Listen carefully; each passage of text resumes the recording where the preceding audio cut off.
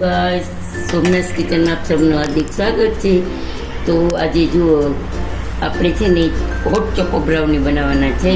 તો એના માટે મેં અહીંયા 6 બિસ્કિટ 7 બિસ્કિટ લઈ લીધા છે ઓરિયોના, અને પ્લસ મોળ ઉપર આપણે એને બારીક પીસવાના છે, ભૂકો કરવાનો છે। ત્યાં સુધીમાં રોહનભાઈ અહીંયા ચા બનાવે છે। તો જો આપણે રોહનભાઈ છે ને બહુ મસ્ત ચા બનાવે છે, તો હું એને ચોકો બ્રાઉની બનાવી દઈશ અને એ મને ચાય પીવડાવશે। તો હું હમણાં પીસી લઉં। તો ચલો ગાઈસ, જો આપણે આ બારીક પાવડર કરી લીધો છે, એકદમ સરસ સ્મૂથ। હવે આપણે છે ને એ પાવડરને આપણે બાઉલમાં ટ્રાન્સફર કરી દઈએ આપણે। તો હવે આમાં આપણે જેટલા બિસ્કિટ હતા એ પ્રમાણે આપણે આમાં મિલ્ક પાવડર ઉમેરશું।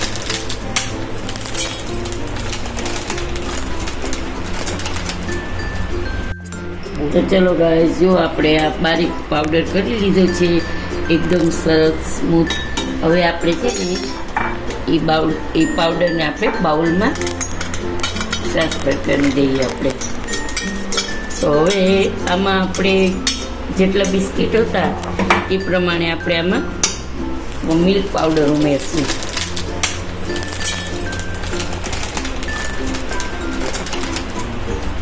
જો ગાઈસ, આપણે 3 ચમચી જેટલો મિલ્ક પાવડર લીધો છે। તો ત્રીજી ચમચી છે,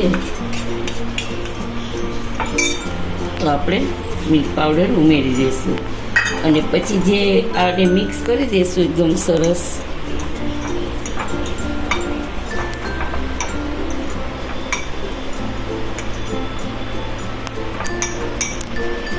પછી અહીંયા અમારી પાસે દૂધ છે, તો આપણે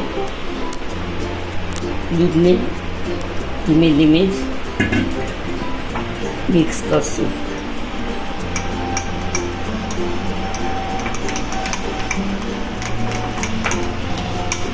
તો જો ગાઈસ, અહીંયા હું બેકિંગ સોડા નાખું છું જરા, અને આપણે નાખવાનો છે બેકિંગ પાવડર। બેકિંગ પાવડર એ આપણે જરાક જ નાખવાનો છે।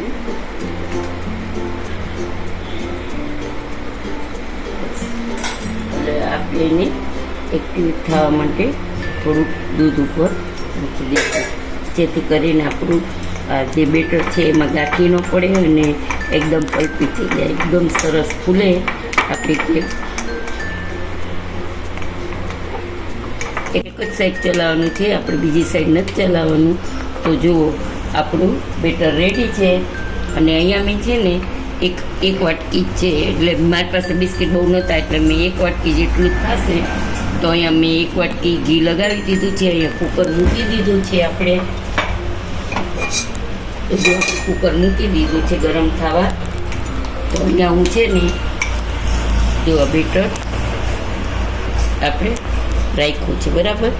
પછી અહીંયા ચોકલેટ છે, એ ડેરી મિલ્ક ચોકલેટના પીસ કરી અને આવી રીતે આપણે વચ્ચે રાખવાના છે, અને પાછું ઉપર આપણે સરસ રીતે બેટર પાથરી દેવાનું છે, એટલે આપણે ચોકો બ્રાઉની મસ્ત ગરમ ગરમ હોટ ખાવાની મજા આવશે। અને અત્યારે તો થોડુંક ચોમાસા જેવું છે, જો હવે બીજું બેટર હતું ને એ મેં આમાં ઉમેરી દીધું છે, તો જોઈ શકો છો। હવે આપણે આને કુકરમાં મૂકી દઈશું। કુકરમાં કાંઈ છે નહીં, થોડુંક નિમક નાખી દઉં હું, એટલે કુકરને બળવાની વાસ ન આવે।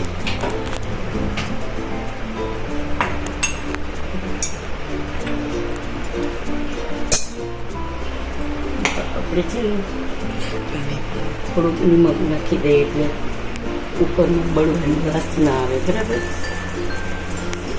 આપણી પાસે જાડું નિમક નથી ને, તો જાડું જ નાખી દે। હવે આપણે ત્યાં રાખી દઈશું અને વિસલ કાઢી નાખશું, અને આપણે અમને ચાલુ કરી દઈશું। આપણે જોઈ લઈએ 5 મિનિટ ઉપર થઈ ગયું છે, તો આપણે બ્રાઉની કેક કેવી થઈ ગઈ છે। ઓ વાવ, મસ્ત થઈ ગઈ છે, જો સરસ થઈ ગઈ છે। ગેસ કરી દઈશું ઓફ। હવે આપણે આમાં નાખી દઈશું. પછી રોહનભાઈ ગરમ ગરમ ખાશે. ગાઈઝ આજે આપણી હોટ ચોકો બ્રાઉનીની રેસીપી પૂરી થઈ છે, તો એ સર્વ કરી દીધું છે. તો તમને કેવી લાગી તે જરૂરથી જણાવજો, લાઈક કરજો અને કમેન્ટ બોક્સમાં જરૂરથી કમેન્ટ કરજો કે તમને મારા વિડીયો કેવા લાગશે.